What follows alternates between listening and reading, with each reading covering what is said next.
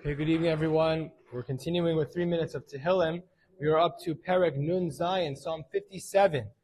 The sixth Perek in a row where David HaMelech is praying out of a situation of desperation, and he's davening to Hashem to be delivered from his enemies. As the Perek actually tells us in the Koteres, the heading of the Perek, Lamnatzeach al tashchis lo David nichtom b'varchom mipnei sha'ol v'me'ara, that he is talking literally, he's in the cave fleeing from Shaul HaMelech, who's off to kill him. Now, what is the difference between this Perek and the other Prakim?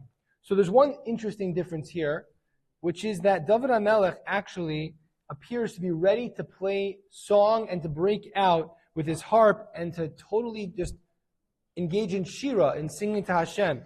The pasuk in pasuk Ches says, "Nachon libi Elokim, nachon libi ashira va'azamra."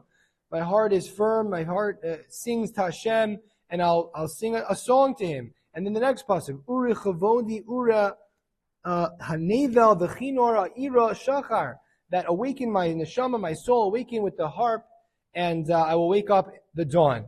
So where does this play? What is this idea of shira? He's in the cave, hiding from Shaul. He's like singing songs. Like, how do we make sense of this? So perhaps there's actually a metaphor going on over here, and there's a deeper meaning. Perhaps dawn, in this case, he says, Ira Shachar, that I'm going to awaken the dawn.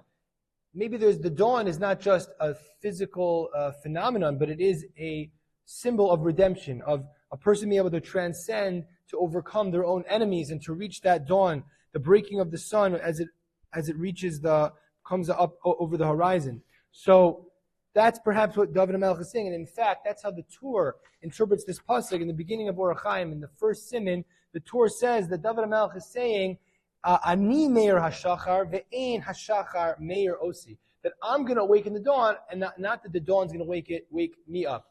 Is David HaMelech saying he's not sleeping in? Like, what is David HaMelech saying?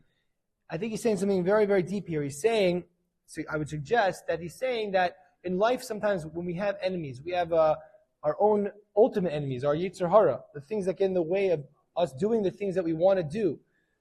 So what are we waiting for? We're waiting for someone else. We're waiting for the dawn. We're waiting for someone else to open up the door for us, for the light to shine, and then all of a sudden everything's going to go away. By the end of the day, as Chazal tell us, Ina davar taloi elabi, that the only person who can really awaken that dawn is yourself. And that's what David HaMelech is saying. Ani meir hashachar. I'm going to bring the dawn. I'm going to be the one to sing when we don't feel we're connected, when we feel we're lost. All of a sudden, if you start to sing a niggun, or you start to try to sing a song, even when your heart's not all the way there, you start moving, you start doing it. It brings your neshama out. It brings your ability to grasp a little bit, to transcend a little bit out of the space that you're in. And that's really that's the dawn. The dawn is not a physical thing. It's a representation of a phenomenon of inspiration, and don't wait for something else, some external inspiration. As David HaMelech is teaching us, I'm going to be the one, I'm going to sing, I'm going to bring my harp, I'm going to bring the dawn, I'm going to wake up. Ani meir hashachar ve'ein hashachar meir osi.